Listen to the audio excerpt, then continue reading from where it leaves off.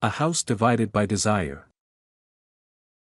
The tents of Jacob stood beneath the wide sky of Haran, filled with the sounds of children, animals, and restless hearts.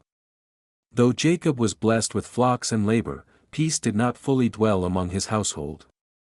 For within those tents lived two sisters, Leah and Rachel, bound by blood, yet divided by longing. Leah, the elder, bore sons one after another, and her tent echoed with the cries of infants.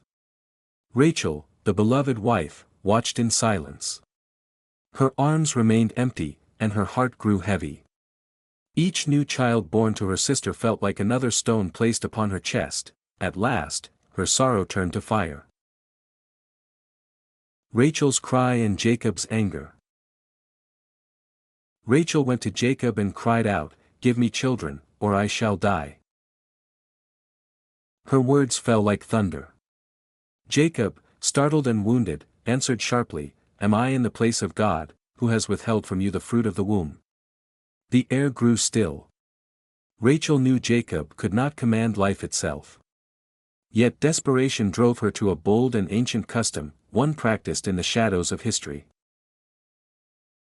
The handmaid who bore children. Rachel gave her servant Bilhah to Jacob and said, "She shall bear children on my knees, and through her I too will have a family." And so Bilhah conceived, she bore a son, and Rachel named him Dan, saying, "God has judged me and heard my voice." Soon after, Bilhah bore another son. Rachel named him Naphtali, declaring, "With mighty wrestlings I have wrestled with my sister and have prevailed." The rivalry was no longer hidden, it was spoken aloud, woven into the very names of the children. Leah joins the struggle. Leah saw that her own womb had fallen silent. Though she had borne sons, she feared losing her place in Jacob's heart. So she followed her sister's path and gave her servant Zilpah to Jacob. Zilpah bore a son, and Leah named him Gad, saying, "Good fortune has come." Another son followed, named Asher, for Leah said, "Happy am I, for women will call me blessed."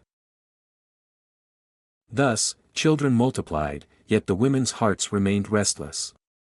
Blessing did not quiet envy, and abundance did not heal longing. The mandrakes in the field.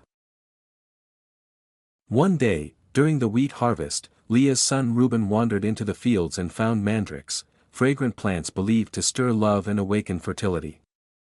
He brought them to his mother. When Rachel saw them, her eyes widened with hope. She said to Leah, "Please give me some of your son's mandrakes." Leah answered with bitterness, "Is it a small matter that you have taken my husband? Would you also take my son's mandrakes?" Rachel, desperate, struck a bargain. "Then Jacob shall lie with you tonight in exchange for the mandrakes." That evening, Leah met Jacob on the road and said, "You must come to me, for I have hired you with my son's mandrakes." And Jacob went to her. Sons, daughters, and a long-awaited answer. God heard Leah once more. She bore another son and named him Issachar, saying, "God has given me my wages." Then came Zebulun, a son she believed would finally honor her. A daughter followed, Dinah, whose story would unfold in later days. But God had not forgotten Rachel. At last, after years of waiting and tears uncounted, God opened her womb.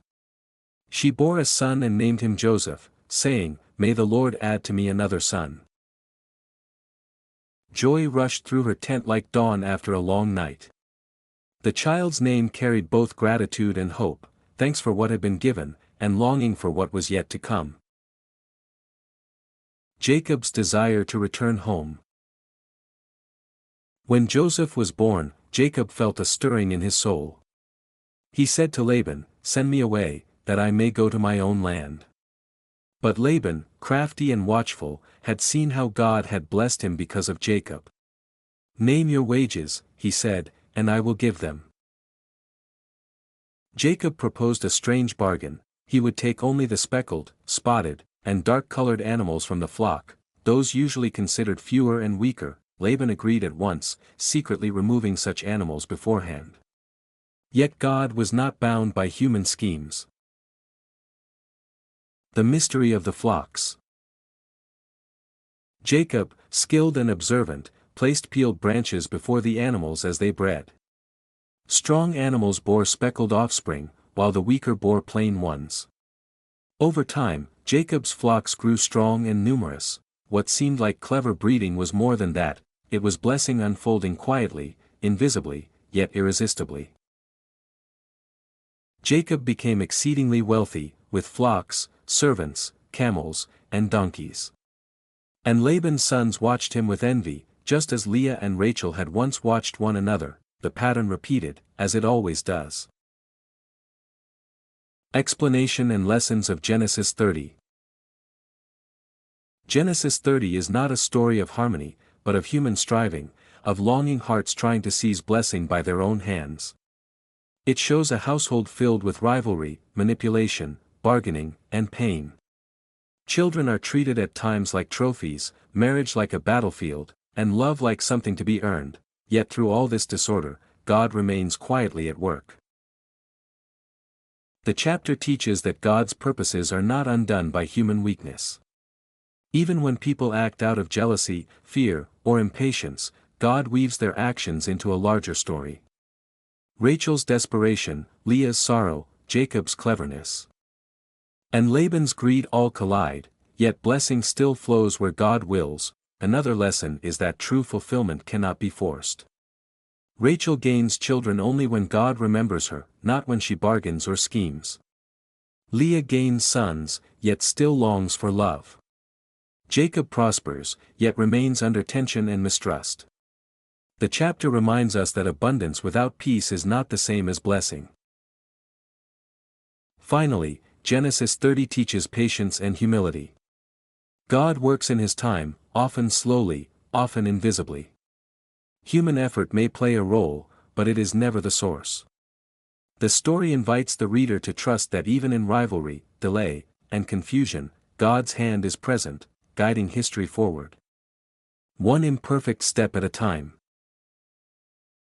In this way, Genesis 30 is not only an ancient family saga, but a mirror, reflecting the human heart, and the quiet faithfulness of God.